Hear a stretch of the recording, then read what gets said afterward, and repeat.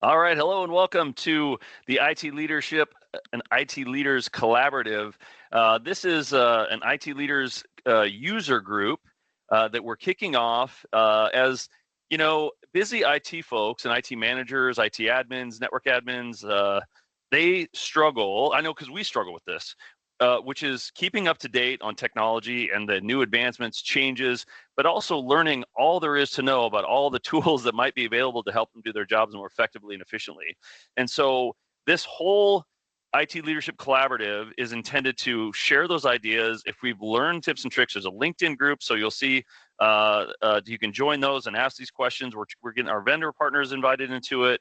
And we want to do these live sessions so that we can share tools, we can share like best practices and some.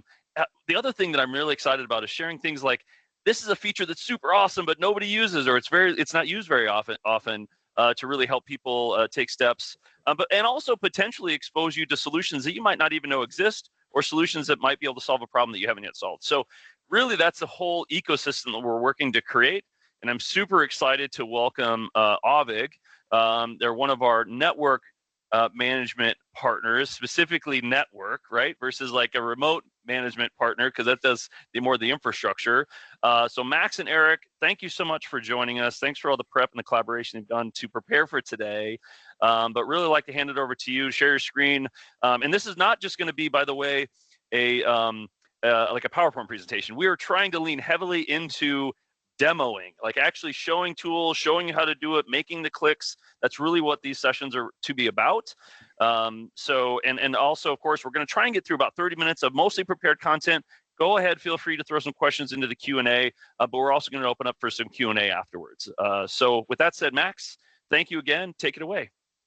Awesome. Appreciate that, Nathan. Appreciate the really warm welcome. So I'll get the windows shared here real quick, and then we will go and dive right into things here. So just to double check, can you see my screen? There should be a slide deck up. Yep. All good. See, perfect. And you can see, so the Comet user slides are up. Just wanted to double check. Yep. I've had some issues with Teams in the past. Yes, we're all good. Awesome. Well, in that case, I wanted to, of course, again, appreciate you inviting us to the webinar here today. Of course, we are looking at some advanced Auvik techniques.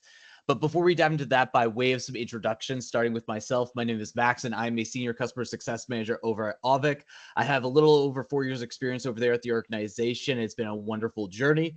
I have general sales experience and general customer success experience before then. I like to say I've done inside sales, outside sales, upside down sales, and everything in between. And really, I have a passion for growing businesses. I come from a family of serial entrepreneurs, so I really do have a passion for understanding how everyone's business ticks and how we can get to tick better. And of course, I'm a general coffee and firework enthusiast. I like my caffeine, and I like things that go boom. And of course, I do have my my partner on the call here with me today, and that's Eric. So real quick, I'll just apologize. I copied and pasted this over and realized that the last point was very specific to an event I was at earlier this year, so ignore that one. But everything else is pretty relevant. Hey, Eric, we have people in Colorado as well, so that's all right. Maybe you're not physically there, but spiritually you're there in spirit, right? So that's good. Yeah, it was my first time there. It was great spot, beautiful. But anyways, I don't have any, I guess, direct ties or relation to the MyTech team. However, Max had asked me to join and be a part of this just because I have been with the organization for a very long time, served a bunch of different roles. And, something that I'm actually a true enthusiast of is the Auvik product, to the point where I built out my own home lab and network and, use Auvik personally to help me with some of my own things. So he was... had invited me so that there are, a few stories that I've experienced throughout the past year as well using Auvik, where it's helped me in different ways, and they're kind of, personal ones that translate well to business. So as he goes through, there's a few kind of points here and there that maybe I can interject and share a little bit of my experience with. So that's the purpose of my presence here today, is just to be a little bit of a, personal user of it that can share those stories. Awesome. Appreciate it, Eric. Now, by way of a general agenda, we're going to start off with a general understanding of what is Auvik. I understand there might be some folks who see this that already know what Auvik is, but some folks who may not know what it is. So we'll give you a very light overview of that. And then from there, we're going to leave the slide deck behind because no one likes to sit through a slide deck presentation. And we're going to jump right into the product. And we're going to touch on a bunch of key areas, starting with some advanced alerting and key alert features, advanced troubleshooting tricks and tips, remote access review, performance features, as well as some additional resources you can access today to learn more about Auvik. And we do have a Q&A period at the end. If you do have some questions throughout, please do not hesitate to ask them. Drop them into chat. I'll ask that Eric and Nathan keep me on point with trying to keep up to date with those questions, and we can answer them as we go, or you're welcome to save them for the question and answer period afterwards. Awesome. So without further ado, let's dive right into the start with it, which is really, what is Auvik? In a nutshell, Auvik is an easy to deploy cloud-based network management solution that really helps to facilitate proactive network management via real-time information. It's designed to interface with all network device types, brands, and manufacturers. So it's really designed to interface with any network that you might have built today with the existing devices that are out there. We really pride ourselves on not being limited on the type of device or the brand that's out there. We really map out everything and we can go into any network.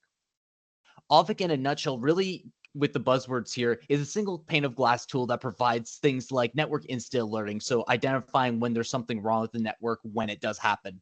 It also provides a series of troubleshooting tools for you to actually interact with the network directly through the tool itself. There's also a fair amount of device documentation that's done, whether it's helping to map out the devices, their connections, how it performs, and also things like backups of the devices. And also general network administration. So understanding what's out there, what needs to be managed, the performance of these devices so that your networks operate as best as possible. With that little quick blurb done, let's dive right into the product. And so I'm going to jump over tabs here to this network here. And so this, as Eric mentioned, this actually happens to be one of Eric's networks that he's set up. So we're going to dive through this today, going through a few things. So starting off with advanced alerting and key alert features. One of the first areas that we find that is chronically underrated about the alerting is the printer alerts. So I'll dive into the alerts here for a second. And for those who don't know, there are some powerful ways you can navigate through the menus. Using any and a colon will be able to pull up anything, kind of an entry with this information in here. So if I type in any printer, open that up, and I get all of my printer alerts here.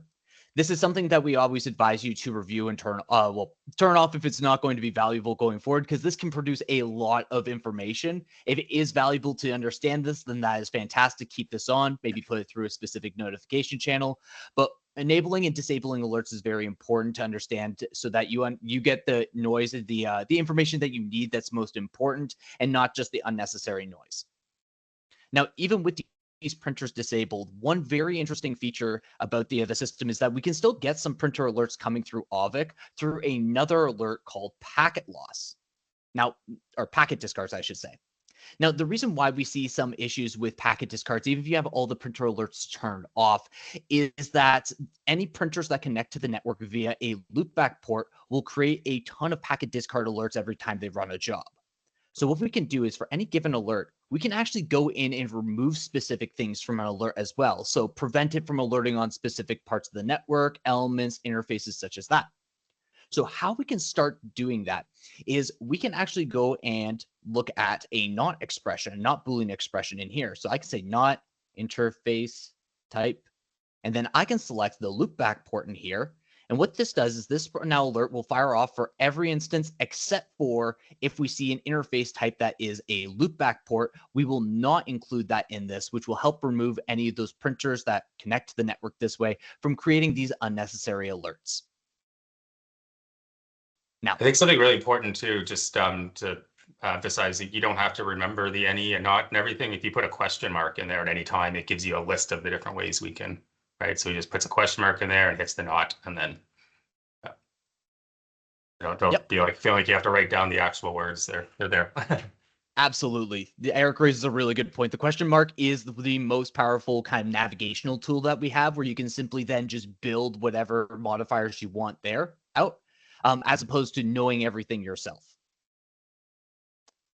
Now, speaking of alerts that we call attention to, one of the alerts that we produce that is disabled by default but provides a lot of value is this alert called the New Network Device Discovered Alert.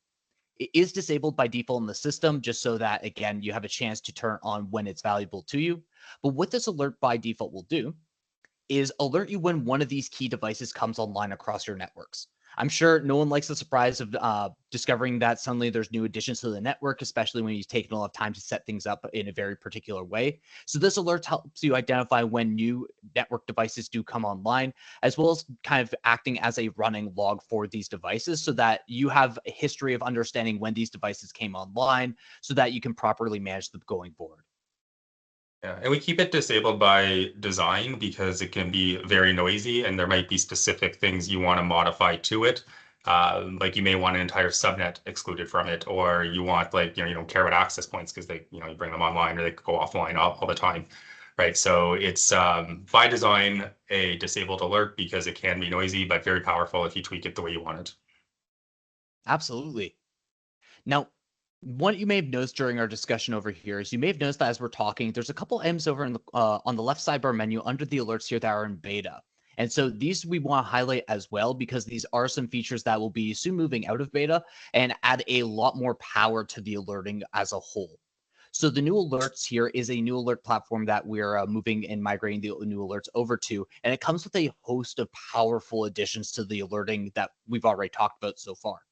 So just as an example, open up this alert creator where we can set up similarly to alerts that you use today. We can set up the alert name, description, conditions on what it applies to, so whether it's your collectors, devices, or interfaces such as that. But where things get really powerful is down in the alert rules. With the new platform, we have the ability to build out alert rules and rule groups, meaning you can create and or statements in different groups and rules so that different alerts can alert on different parts of your network based off conditions of other parts of your network. You can make this very complex and very intricate depending on your specific needs. It adds a lot of flexibility and power to the system by making different rule groups. Now, in addition to this, one of the features we've added as well is a time delay. And what the time delay allows you to do is that this condition for this alert must be true for a certain amount of time before an alert is fired off. This is really good for covering off those use cases of either flapping devices or really noisy devices that are creating alerts that aren't actionable or aren't valuable. And so you set a minimum time that this has to be active for, this issue has to be active for before before it is considered something that needs to be looked into by your team. And so this is great for reducing, again, that unnecessary noise that might be coming from the system to make sure you only get the most valuable information. Now, in addition to all of this, outside these new this new alert creator, we do also have the start of our alert suppression. So what alert suppression is in Auvik is the ability for you to define parent and child relationships between devices so that if a parent device goes offline and there's nothing wrong with the child device underneath it, you're not flooded with additional device offline alerts from these child devices. So it's a great way to ensure that you're getting smarter alerts from the system by getting more actual information on the device that's actually down, as opposed to the entire part of the network that's down. So the way that this works is that you will have to define the parent and child devices today. We do have plans to make this a little more automated in the future, but for now, what we recommend using this for is kind of like spot checking your networks with any parts of the network being particularly bad if they go down, taking down, say, quite a few devices producing these unnecessary alerts. Set up this alert suppression to help reduce that noise and get better information from those parts of the network instead of just getting a flood of unnecessary alerts. Awesome. This one last piece I think is very important on the alerting piece as well as something to be mindful of is there's a hierarchy to the alerts. So if you're on the site level and you're making these adjustments that Mac's referring to, it'll only affect or impact that site. However, depending what tier above you are, if you're on like the multi-client level, it'll affect all the sites there. Or if you do it right from your top MyTech level, then every site, every alert beneath that will be impacted by it. Assuming that you haven't already modified alert on the site level, then that would override. So absolutely, yeah. absolutely. So you don't have to duplicate your efforts. If there's like, you have a specific alert for a specific appliance that you have at tons of your clients, you could, have that alert at that top level and it'll trickle down. Absolutely. Yeah. Save the time. Don't do it on every single site. Start at the global level and work your way down with those alerts. It's much, much easier. Awesome. With that being said, we're going to move on to our second topic here, which is advanced troubleshooting methods, tips, and tricks. And we're going to start here on the network map, because while this is, we like to define this as one of the crown jewels of Auvik here with our mapping, but it's a lot more powerful than a lot of clients realize. There's a lot of things we can do on the map that's extremely powerful. One of the new features we've added recently is this thing called North Star. What North Star allows you to do is essentially pick 2 different points on the map. So I'm just going to drop a device down here and let's pick the firewall. And what this does is it maps the path from this sync box that we have, or this device that I have, all the way to the other device here. So we have a better understanding of the connection between these 2 devices to get a better understanding of the performance, or if there are any issues along the way. Now, I know that, I know Eric here, you have a really awesome example of this. I believe it was mapping the from the Apple TV to one of your devices. Was that correct? So actually, if you go to the very left of the map, under that orange switch, there's a camera called G5 Bullet. So the example I give for this is, if the camera doesn't have good signal, it's flickering, it's, the customer's complaining that their camera is not working properly. So, first thing like Max showed is we can use that North Star feature to find its path to the internet. And that's just the last 10 minutes. There haven't been any issues, but if you use the timeline, Max, to go back like 30 days, I should have some alerts in there. Right. So first of all, the alerts will populate there. So we can hover over and see what they are. If we click on that, it'll show what that alert was, right? Like that was an internet down, it'll show us at the bottom. But we can also, when following that path, we'll be able to, scroll through there. We expand all on the North Star piece and look for any red along the way, which represents, packet loss or oversaturation of the line. And I think there is a little bit of red in there somewhere, but it's not anything to be alarming. There we go. So if there was lots of red there, then it's like, red is bad. But we know that that's where the issue lies, is between the hop between port 8 on the downstream switch and port 1 of the core switch. And then, of course, those alerts are listed there as well.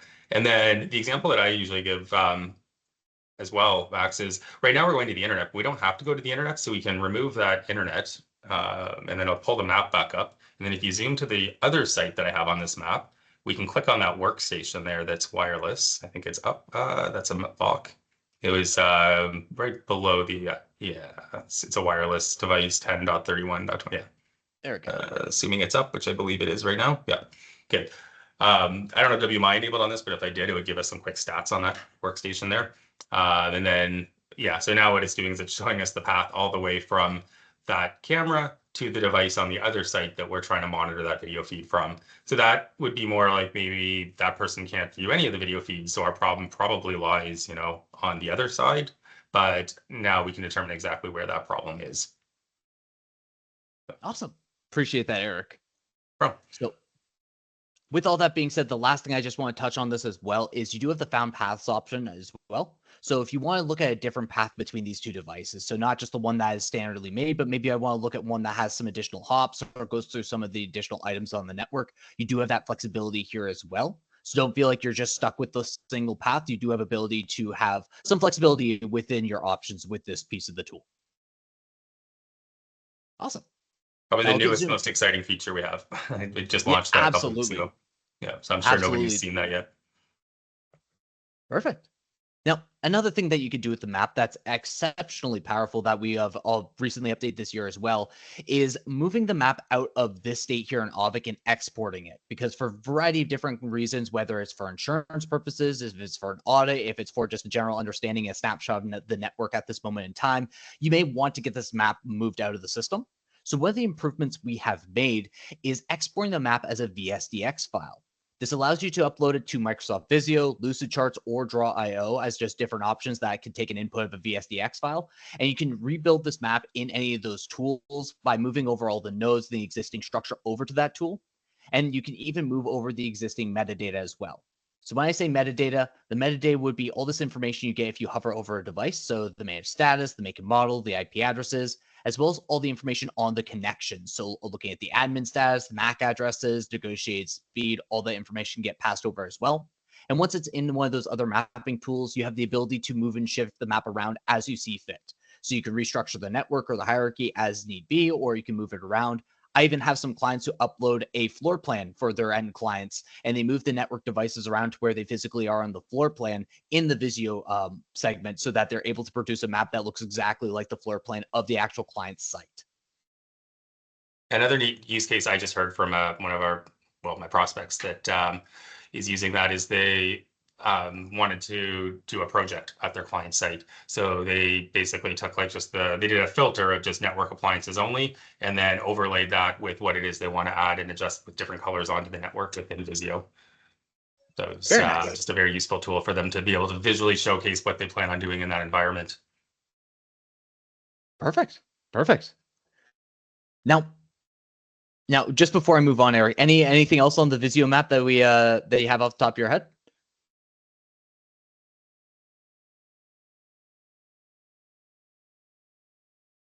Nope, no problem.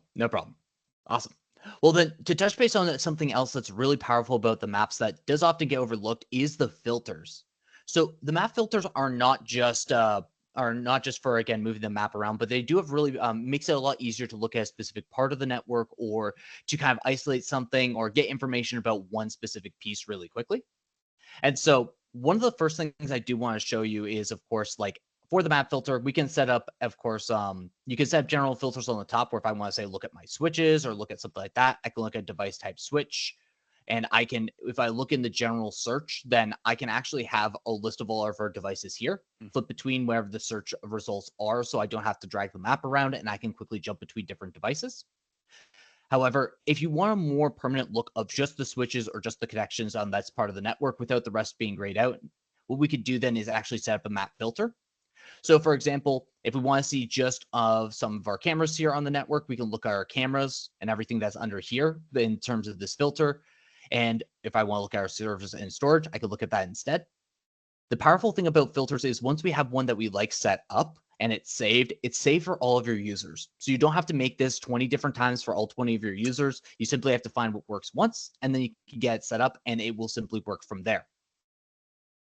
Now, beyond just this, sometimes you may want to look at a specific part of the network, or you may just want to see one thing. So one of the really powerful things we could do as a filter is we can look at specific VLANs and only show you all the appliances associated with those specific VLANs. So I'm creating a filter with this now, but I'll show you on here as well. If I decide to open up a VLAN, any one of these individual ones here, I can set this up and then I can apply the search as a filter to very easily see all the devices associated with just this VLAN. And then, of course, like I said before, I can jump between these individual devices or continue with the filter itself. So if I want to save the filter, I can save the current filter as a quick filter here. If I remove it, I can remove it here. And again, this creates a very powerful tool for creating a bunch of various different practical views for your team that you just have to set up once, and it's applied for all of your users. Now, in addition to this, I guess one other thing with the filters, was there anything else?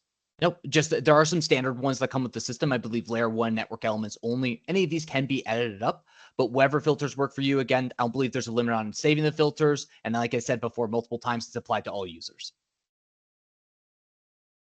Now, one other area that in terms of the advanced troubleshooting that we like to touch on as well is diving into specific devices. So I'll remove all the filters here, and we'll look at one of these devices here. Let's look at the firewall. So let's bring up the device screen here. And one of the things we want to look at is the documentation of the devices and ensuring that we get the backup set up for the devices, because this is a very powerful part of the system. So when we get the device set up for the backups, what Auvik will do is by default, Auvik will scan all of your network devices, and every hour, if there's a change in your network device configuration, we'll back it up by default every hour. So I like to phrase it as if you were to make a change every hour, in theory, we could back up your device 24 times in a single day by default. Configurations are also not limited on how many that we're able to store, and we store them for quite a long time. We store them for several years, and there's not a limit on how many configurations we have.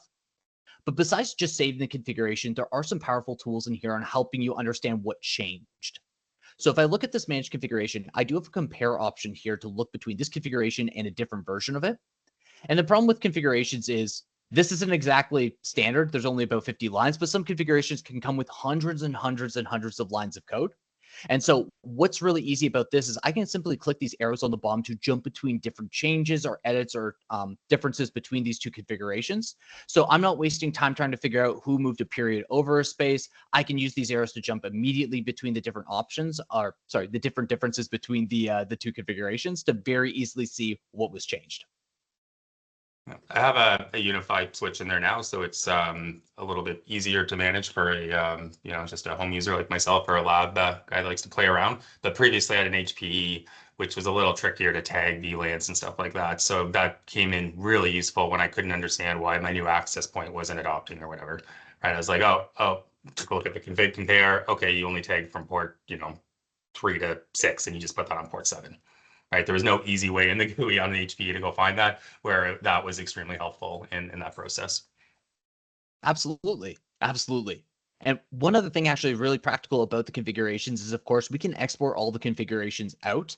And this does have practical applications if you have a device that has gone offline or you need to get a configuration out for replacement. It's very quick and it's very valuable to do so.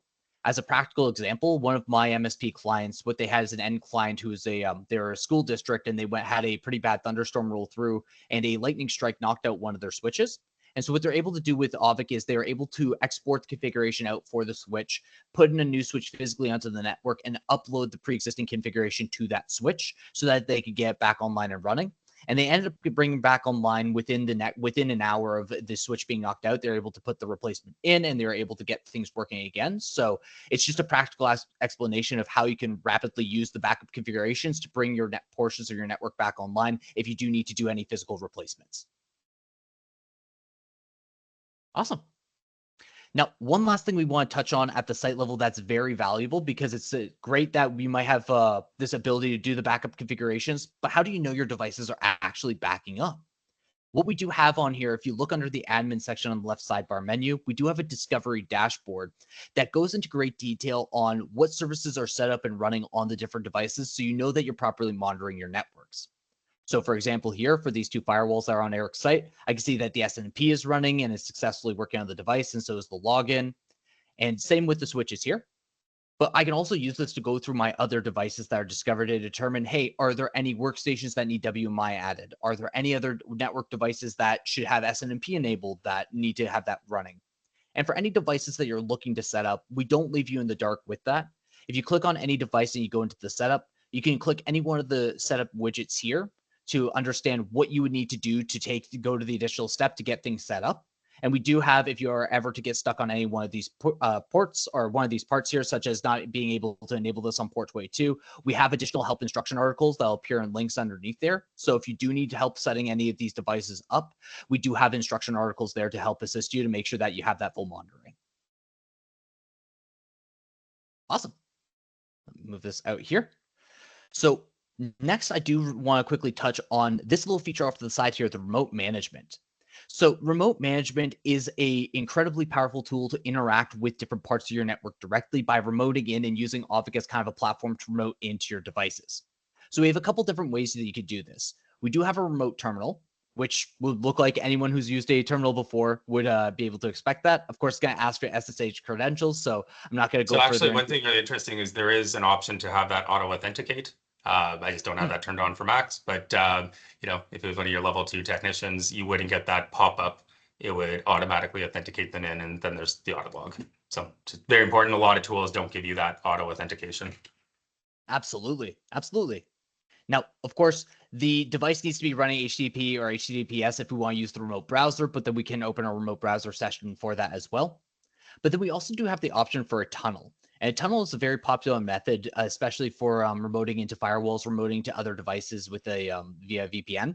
And so this is again, another powerful tool you can use. It gives you the ability on what ports you want to tunnel into, as well as the tunnel client version, specifically for whatever device you're going into.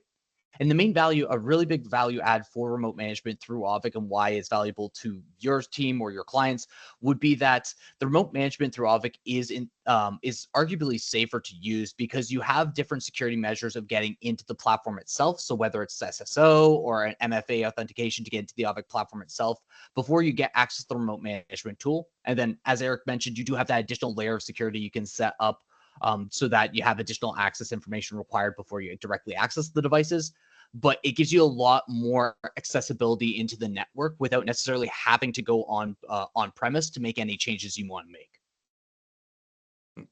One really small thing, Max, that is just kind of my own OCD, but usually whenever a deployment is complete and you have everything set up properly, our map looks fantastic. However, offline devices generally tend to make things look a little funny, which is why you got some weird stuff going on in the middle of my map. So typically I'll work out of a layer 1 filter always once we're done the deployment. So if you hit the filter button and then just hit layer 1, you'll see I'll clean the map right up. There we go. Just makes it look better, that's all. Absolutely. So, Absolutely. So if it's a complete network and you're doing your troubleshooting, you're going in trying to check things out, just, probably always just use the layer 1. It'll just make you, it's just so much cleaner. That's all. Absolutely. No problem at all. No problem at all. Awesome. With all that said, one of the things we're going to talk about next is some of our advanced performance features. So what I want to be very explicit on is everything we've shown you so far is part of the essentials tier. And at Auvik in the network management, we have 2 licensing tiers. So the essentials tier, again, is your base level of licensing. It comes with everything you've seen in the product so far, everything we've talked about. And the performance licensing is an additional cost per billable device, and it brings to the table traffic insights and syslog. So with these both, how this works is that, of course, we'll need NetFlow enabled on the device and to be pointed towards the collector. But once we get that information pointed there, we're able to unlock some really powerful capabilities in the system. So starting with traffic insights. Traffic insights is the breakdown of the who, the what, and the why of your network traffic. So who's talking, what conversations are happening, what sort of information is flowing across the network. And so through here, we can get this information, and it's broken down and categorized into several different buckets. So we have things from like file transfer, media streaming, network service, and everything in between. So you can see the breakdown of the type of network traffic. Of course, I can flip between all of my devices on network or specific devices on there, and I can change, of course, the date range for this information.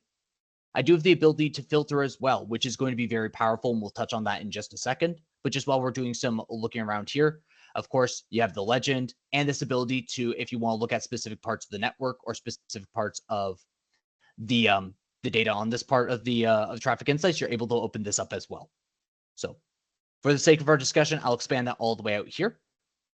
And of course, just to walk through other parts of the system here as well, we do have protocols as well. So you can see a breakdown of different protocols, different spikes, different usage across the network as well.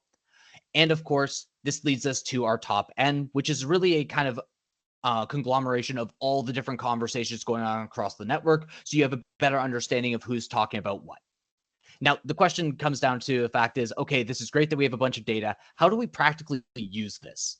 So there are a couple different ways that we can use this, but we often will recommend starting from somewhere, either understanding a type of information you're looking for in traffic insights, or starting on the top end to start looking at some devices that are having the biggest conversations or the most conversations to understand what kind of traffic is moving across the network. So I'll start with an example that I've heard from a client and one of my clients actually over the course of the last year. But the situation they were running into is the MSP client of mine had their end client reach out saying, hey, we have a large sales call we're doing. For some reason, our Zoom won't work. The internet is chugging. Can you please look into it? So what they did is they went and opened up the Auvik site for this client, and they determined that there was nothing wrong with the site itself. The infrastructure was fine. There were no alerts, and there was nothing wrong with the internet connection coming into the site. So they decided to open up traffic insights instead to see what kind of traffic might be moving across the network and who's hogging the bandwidth. What they saw was a disproportionate spike in media streaming traffic that was happening over the network that day. And so what they were able to do is filter first by media streaming and then go into the top end to determine, hey, who might be sending out this information or who's having this conversation. And so through here, with any of these devices here, we're able to go and pick a specific one of these IP addresses. I can copy that over and go right back to the main network map, drop it in here, and help me understand, hey, what device is that happening? So it's going through the firewall here. It's not the end device that I want. Yeah, it was the 10. Yeah. I got you. Perfect. I simply clicked the wrong one here. The 1010. Here we go. There we go. Awesome. That makes sense. Perfect. It is. Yeah. So that's a really good example, actually, because that is a common one. Somebody in the office maybe, built themselves a Plex server and everybody wants to, watch it on their lunch break. And that's what's slowing things down. So that one surprisingly comes up a lot. And then the other one is update. right? I think I have update on mine as well, which will be a very good real life example that comes up. So if you get rid of media streaming and then go to the update, it's going to be it's a very small one at this particular moment in time, right? This is real. That's why it's not always going to be the exact example we want. But yeah, like Apple software updates. So if, new version of iOS comes out and everybody downloads that, at 10 a.m. when it happens, and that slows down the network, it's probably good for you to know why. So when they call the help desk freaking out that the network's slow, you can be like, well, it looks like this is behavioral, not network. Absolutely. Absolutely. Again, it's helping to uncover the why of your network traffic. So what kind of applications are being used, who's having the biggest conversations, and why my experience slow down, or where is the bandwidth hog coming from? Now, just to show you again on how powerful the filters are, we don't just have to filter by type of information. I can filter on information on a specific port, IP address, specific port, as well as the IP address here, bytes, device name, anything in between. So there's a lot of power behind this as well. It's a really nice security play actually on that port one, Max. Like if you go like add filter and just type, for example, I'll just use SNMP because that's what Auvik uses and it'll show us how much data it's using. But maybe we also want to make sure that nothing else is getting in on port 161. So if we're worried about that port, we can type 161, which is what we open for Auvik. And now we can, I think Auvik's the business one. But anyway, what we can do though is we can go to top end and make sure that, that port is not talking to any devices it shouldn't. So I can see clearly there that it's not. So I'm happy. That's all internal for me. Yeah. Perfect. And speaking of the internal, that's one of the things that you folks watching may have noticed while we're having this conversation so far, is that there is a geolocation option on the left sidebar menu. And that's exactly what we'll touch on next. So it's important to understand what information is flowing in and out of the network, as well as where it's coming from geographically. So we don't want unexpected information to be flowing in and out of the network to somewhere that's not approved. So very practical kind of use of this, I believe, was looking at something like a camera and understanding that, hey, is the camera information here? Is this the data from this device here only flowing through the network? Is it going out of the network anywhere? Especially again, if you buy a camera or something maybe from not the most reputable manufacturer, are you sure that the camera information is staying within your network, or is anything leaving? So what you can do is you can actually test the IP address, drop it into as a filter here, do IP. And awesome, we're getting no data. That's what we want. We want to see no data there because it's not leaving the network. Yeah. Means no data is leaving the network. Absolutely means that this camera is secure. Yeah, we can also go top end and see exactly who it's talking to. It should only be local devices. Yeah, exactly. So it goes just between that UDM and the camera itself. And then 105 is actually the workstation I'm on right now, which I can view a feed from. And that's why that would be there. Is I keep it on for my front door in case an Amazon package comes. Absolutely. Absolutely. So that's exactly what we expected to see. Absolutely. It's perfect. Now, with that being said, Eric, was there anything else that we wanted to touch on regarding the traffic insights, or do you think we're good to move on to syslog? No, I think you did a beautiful job there. I think the real whole just driving message behind it is to take Auvik to the next step in terms of troubleshooting, actually understanding the behavior driving the problem, not just the fact that, hey, this is the alert told us there's high bandwidth on this interface, but knowing why there's high bandwidth. And then the piece that I don't think it gets used for enough that we try to drive home there is the security play, right? Like you open up some ports, you want to make sure those ports are locked down, that nobody else is getting to them, right? You can go and actually validate that there. And then the reason I had Max do the SNMP one is, it's kind of funny. Sometimes people say, how much resources does Auvik use? And like, I don't know, let's find out, because Auvik can tell you how much resources Auvik uses. So you type in 161 and then take a look at how much bandwidth's coming through, and it's usually under 100 bits per second. But yeah, that's just a quick high-level summary just to make sure everything kind of got driven home on that, because it is a very, very powerful tool that you have access to.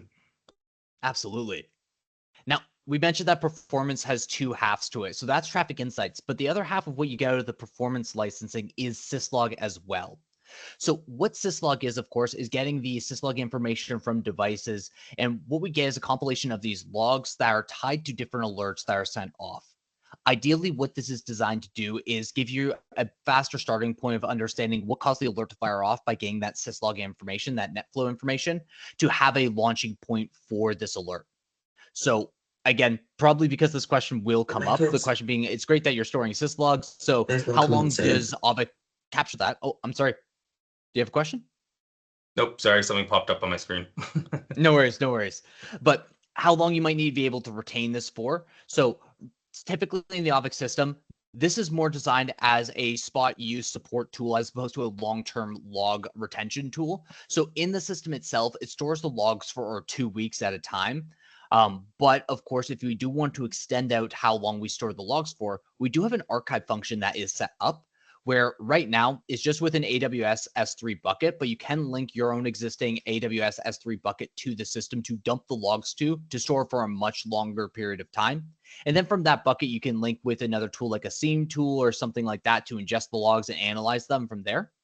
So if you do need to store them for longer, we do have this option. I know that we have other options. I believe it's Azure is another very popular option that's been asked about that's in the works right now that we're going to be adding on.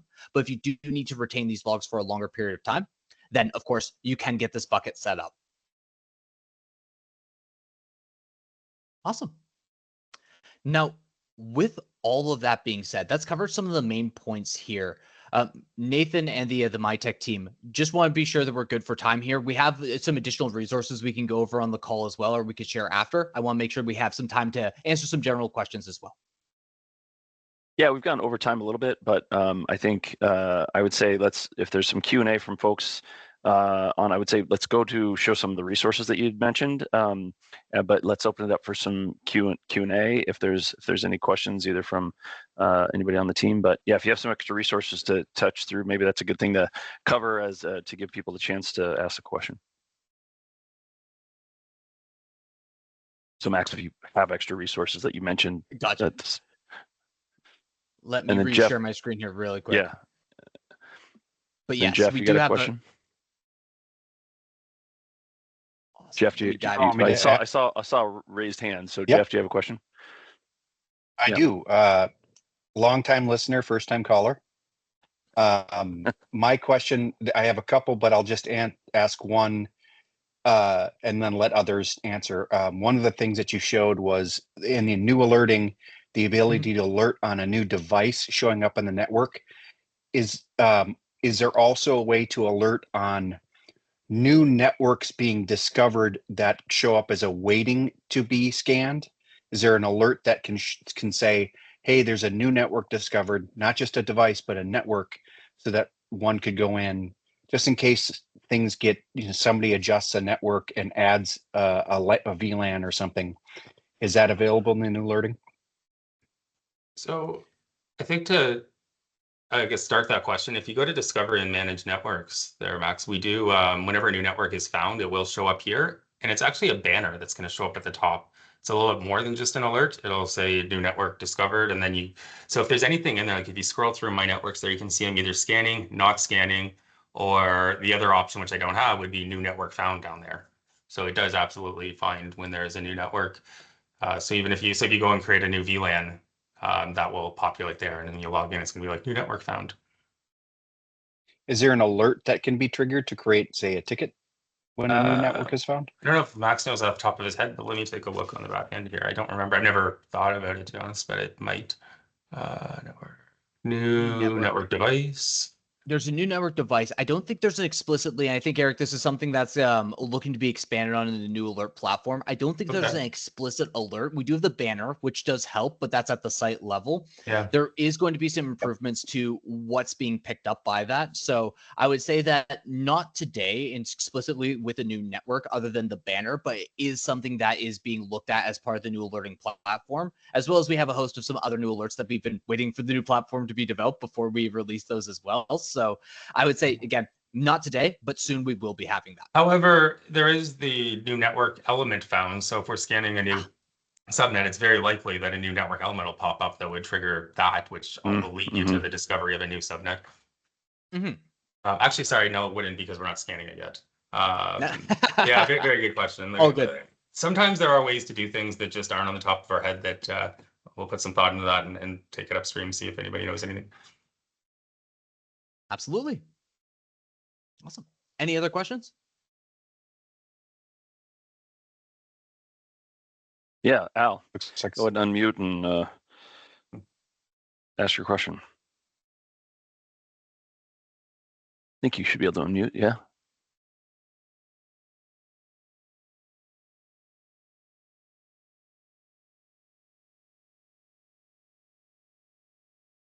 Are you not able to unmute, Al? think the host might be able to unmute it. Whoever that is. Maybe worst case, we type it into the chat. Yeah. Yeah, you can type into the Q&A. Shows the mic should be Should be not enabled, disabled, so yeah. Well, Al, He's while adding it to chat here. We're chatting that. We're putting in the Q&A. Max, maybe hit some of those additional resources since you got that pulled up. 100%. So where I'll show you is not just through here, because these slides, what I'm planning to do is share these with the MyTech team so they can pass these out afterwards as well. But we do have quite a few additional key resources that are available so that if you want to learn more about Auvik beyond our call here today, you have a variety of resources available for you to do so.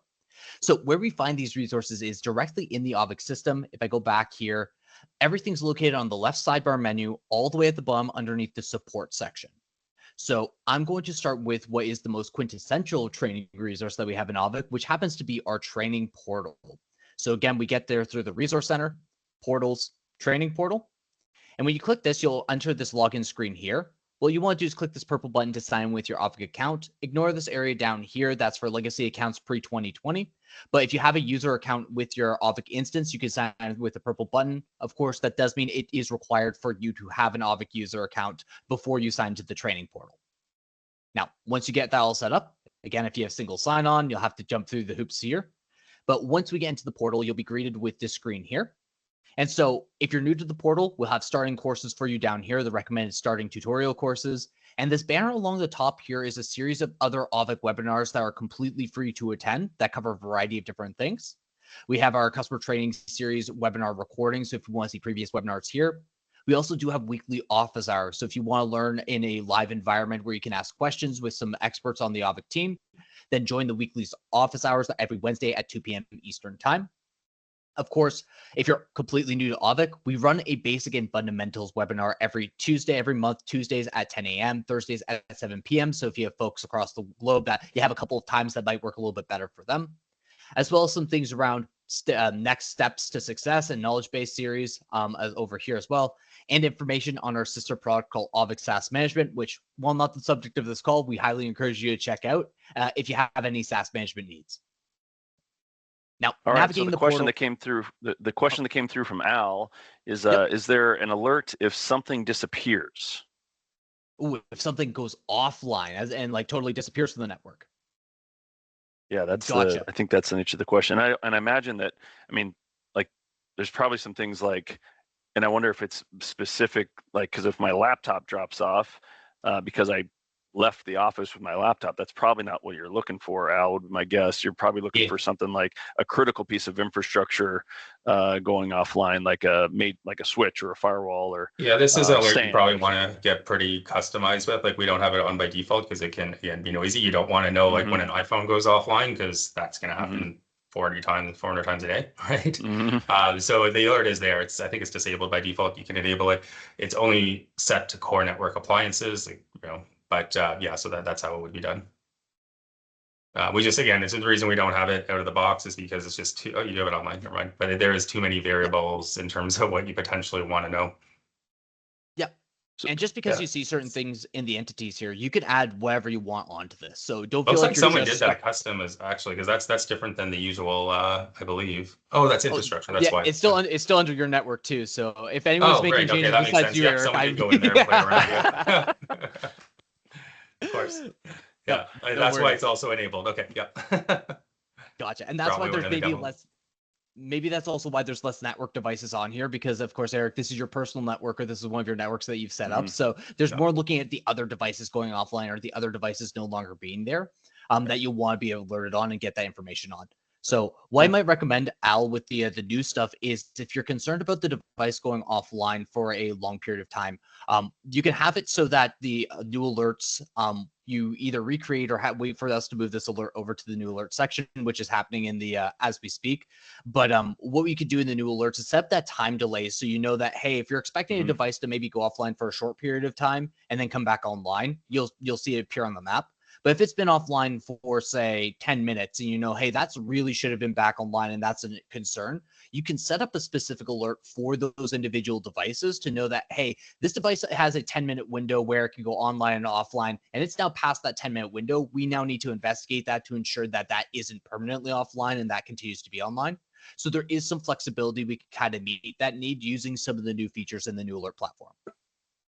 Just maybe think of a good one, like, for example, you could do an emergency alert if a IP camera goes offline, right? Because that could be someone snipping a cable or something like that. Or yeah, so that would be a really good one as a custom alert, just being emergency for that specific device. Yeah, good question, Awesome. Al. Thanks for asking. Awesome. Any other questions? All right. Perfect. If think any that's other it for questions do now. come up, feel free to just interrupt. I do have one. Okay, perfect. I do have one. I maybe a best practice. You showed the ability to back up devices, and obviously to back up a device, you need to have a login credential.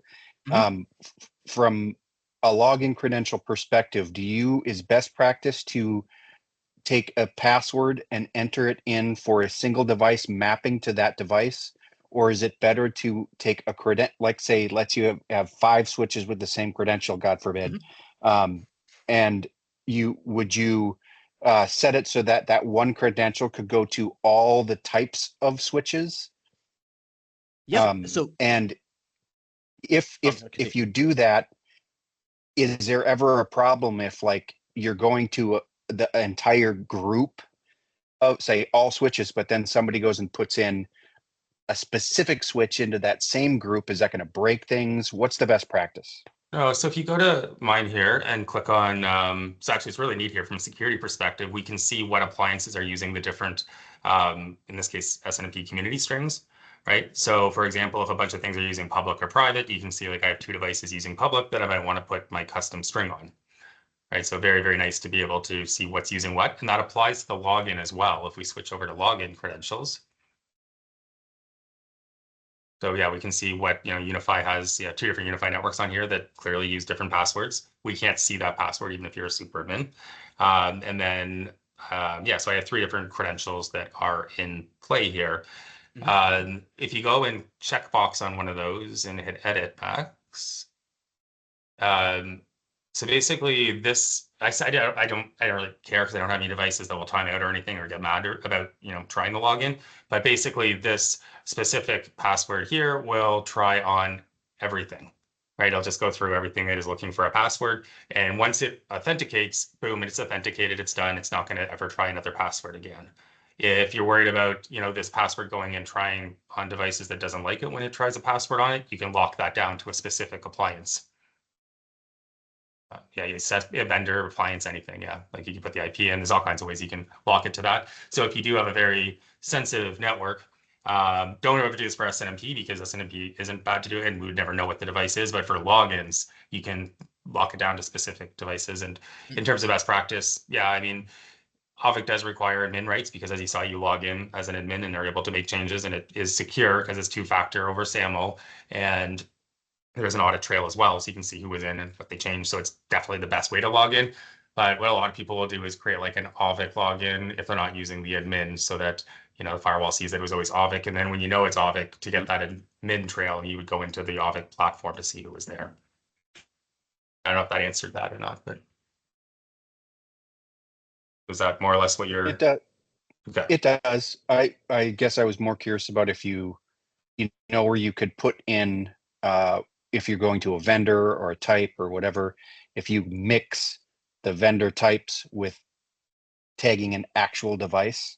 But it sounds like there's some variability there, and you can do whatever you need to make sure that those devices, like say device that, but then you put in, and that device is a switch, and you add vendor switches or vendor something.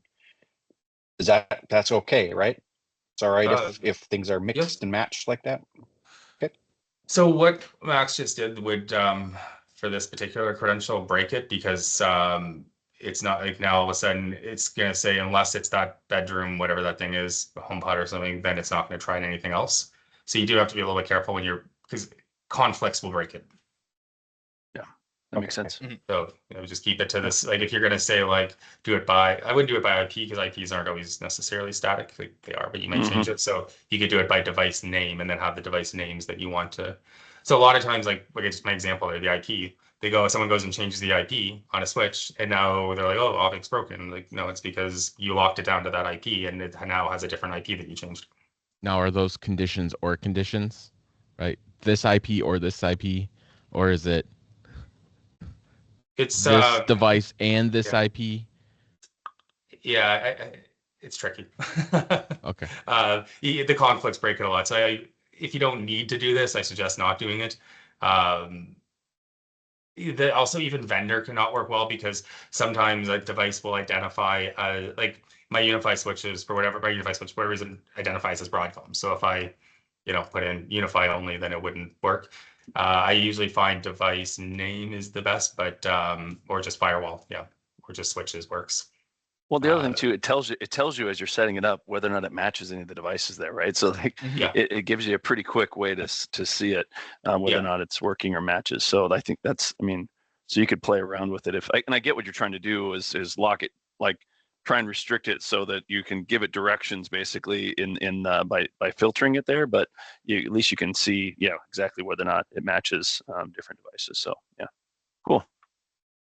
It looks like stacking the device types, as Eric mentioned, is much easier to add on for this as opposed to just the vendors. So I would say this might take a little bit of trial and error and playing around for your specific network. But as you mentioned and you highlighted, you'll see exactly what this matches in terms of the devices. So you'll know if it's breaking something, if it goes right to 0 and you're expecting it to be a number, or if it's properly adding them together. Yeah, good. Well, we are, again, with the Q&A and everything, which is great. So thanks for the questions. I want to give people a few minutes left in their time that they allocated. So thanks, everyone, for joining. Auvik, appreciate Max and Eric for sharing your expertise and your wisdom and use cases, because it's great trying to understand what's possible, but also then applying it to some real-world examples. With that said, this it's in the books. We can call it. I want to please. We'd love everyone to, Al, and for asking the question, the other folks that are joining and watching, please add to the LinkedIn IT Leaders Collaborative group.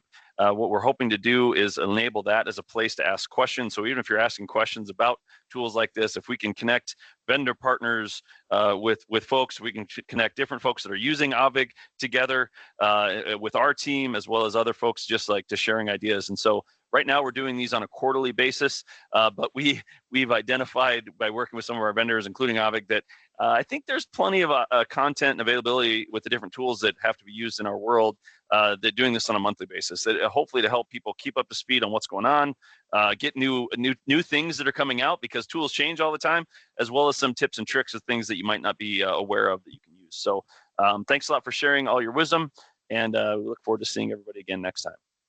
Have a great day. Take care. Thank you. Cheers, then.